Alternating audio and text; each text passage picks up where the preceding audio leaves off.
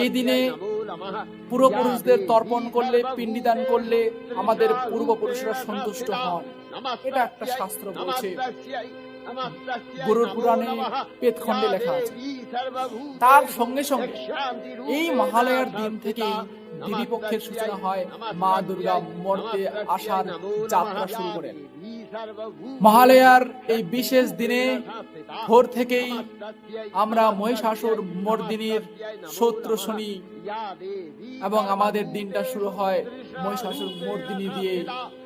তারপর আমরা সবাই প্রত্যেকেই পূর্বপুরুষদের পিণ্ডদান অর্পণ করার জন্য, তর্পণ দেওয়ার জন্য আমরা নদীতে, পুকুরে স্নান করি এবং মা দুর্গার আগমনের জন্য প্রার্থনা করি।